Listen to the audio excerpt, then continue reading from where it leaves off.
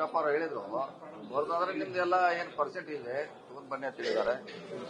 ಇದನ್ನು ಕೂಡ ನಾವು ಮುಂಚೆ ಕೂಡ ಹೇಳಿದೀವಿ ಸುಮಾರು ಸಾರಿ. ನೋಡೋಣ ಅದಿನ್ನು ಆಗ್ಬೇಕು ಬರ್ಬೇಕು ಬಂದಾಗ ಅದ್ರ ಚರ್ಚೆ ಮಾಡೋಣ.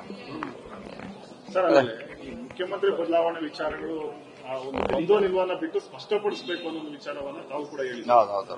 ಅದು ಯಾಕೆ ಸರ್ ಹೇಳ್ಬೇಕಲ್ಲ, ಹೈಕಮಾಂಡ್ ಅವ್ರು ಹೇಳ್ಬೇಕು ಇಲ್ಲಿಗೆ ಫುಲ್ ಸ್ಟಾಪ್ ಅಂತ ಹೇಳಿದ್ರೆ ಒಳ್ಳೇದಿಲ್ಲಂದ್ರೆ ಅಭಿವೃದ್ಧಿ ಕಾರ್ಯಕ್ಕೆ ಸ್ವಲ್ಪ ಕೆಲಸ ಗೊಂದಲ ಮಾಡ್ಲಿಕ್ಕೆ ಅಧಿಕಾರಿ ವರ್ಗ ಪಕ್ಷದಲ್ಲಿ ಗೊಂದಲ ಆಗ್ತದ.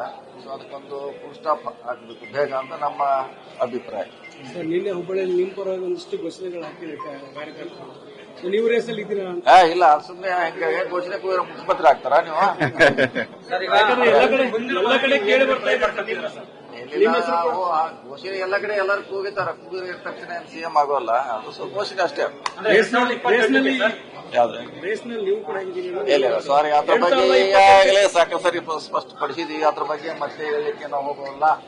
ಸರ್, ಆಮೇಲೆ ಸ್ಥಳೀಯ ಸಂಸ್ಥೆಗಳ ಚುನಾವಣೆ ಎದುರಾಗ್ತಾ ಇದೆ. ಈ ಸಂದರ್ಭದಲ್ಲಿ ಪಕ್ಷದ ಸಂಘಟನೆ ಮಾಡ್ತಕ್ಕಂಥ ನಿಟ್ಟಿನಲ್ಲಿ ಅಧ್ಯಕ್ಷರಿಗೆ ಬದಲಾವಣೆ ಆಗಬೇಕು, ಅವ್ರಿಗೆ ಬೇರೆ ಬೇರೆ ಖಾತೆಗಳಿದೆ, ಒತ್ತಡಗಳಿದೆ. ಈಗ ಅದ್ರ ಬಗ್ಗೆ ನಾವು ಹೇಳಿದೀವಿ. ಅದು ಹೈಕಮಾಂಡ್ ಡಿಸಿಷನ್ ತಗೊಳ್ಬೇಕು. ಅಥವಾ ಅವ್ರಿಗೆ ಬಿಟ್ಟಂತ ವಿಚಾರ ಅಂತ ಹೇಳಿದ್ವಿ. ಕಾದ್ ನೋಡೋಣ, ಏನಂತ ವರಿ ಇಲ್ಲ. ನೋಡೋಣ ಯಾವಾಗ ಮಂತ್ರಿಮಂಡಲ ಆಗ್ತದೆ ಕಾದ್ ನೋಡೋಣ. 2 ರೀತಿ ಡಿಮಾಂಡ್ ಮಾಡಿದೀವಿ. ಸೊ ಆದಷ್ಟು ಈ ಸಮುದಾಯ ಕೊಡಬೇಕಂತ ಕಾದ್ ನೋಡೋಣ. ಪಾರ್ಟಿ ಅವ್ರಿಗೆ ಬಿಟ್ಟಿದ್ದು ಯಾವಾಗ ಮಾಡ್ತಾರಂತ. KN ರಾಜಣ್ಣ ಸ್ಟೇಟ್ಮೆಂಟ್ ಕೊಟ್ಟಿದ್ರು. ಒಂದು ನಿಮಿಷ, KN ರಾಜಣ್ಣ ಸ್ಟೇಟ್ಮೆಂಟ್ ಕೊಟ್ಟಿದ್ರು. ಸಿಎಂ ತುಂಬಾ ಒತ್ತಡದಲ್ಲಿ ಕೆಲಸ ಮಾಡ್ತಾ ಇದ್ದಾರೆ, ಕೆಲವೊಂದು ಹೇಳ್ಕೊಬಹುದು, ಕೆಲವೊಂದು ಹೇಳ್ಕೊಳಕ್ ಆಗಲ್ಲ ಅಂತ. ರಾಜಕೀಯ ಹಂಗಿದ್ದಾರೆ ಎಲ್ಲ ಹೇಳಕ್ ಆಗೋಲ್ಲ.